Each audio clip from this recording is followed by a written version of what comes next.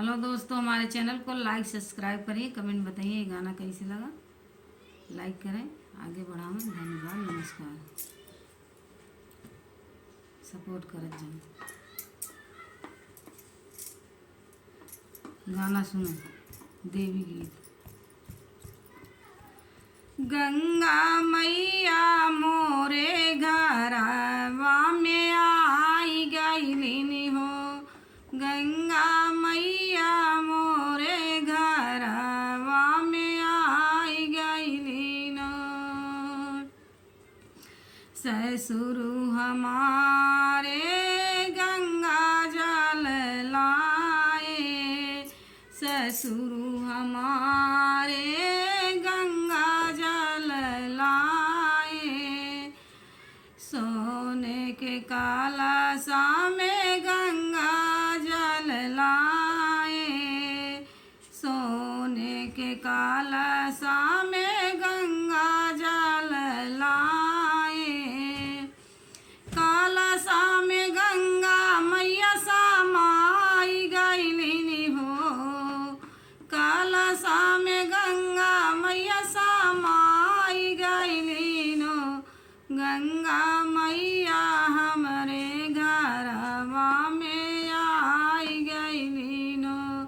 गंगा मैया हमरे घरवा में आई गईलिनो।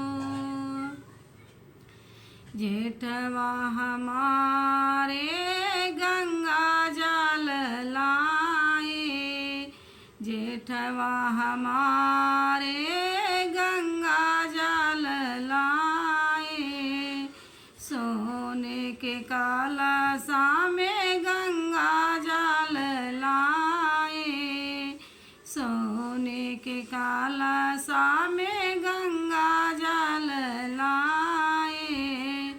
कलशा में गंगा मैया समाई गईलिनी हो। कलशा में गंगा मैया समाई गईलिनी हो। गंगा मैया हमारे घरवा में आई गईलिनो। गंगा मैया हमारे घरवा में आई गईलिनो।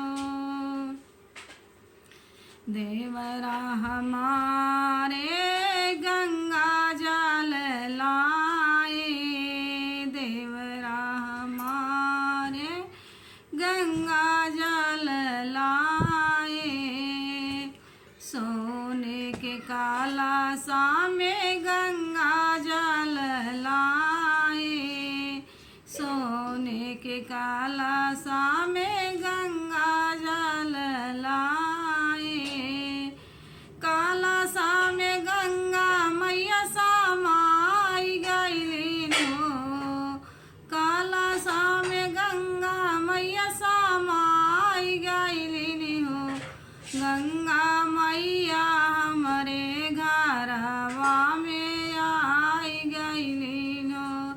गंगा मैया हमरे घरवा में आई गईलिन हो।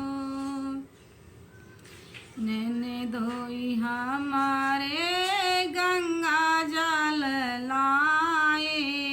नैने धोई हमारे गंगा जल लाए।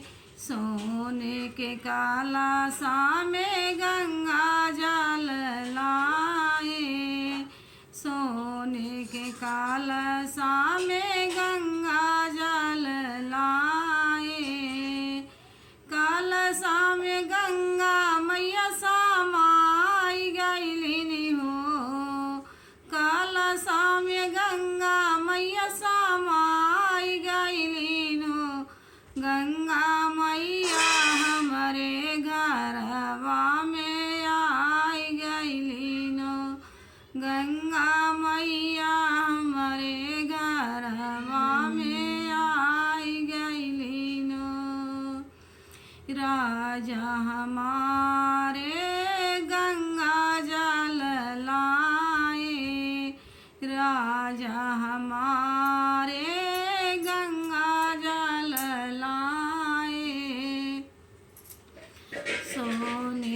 काला सामे गंगा जल लाए, सोने के काला सामे गंगा जल लाए। काला सामे गंगा मैया समाई गईली,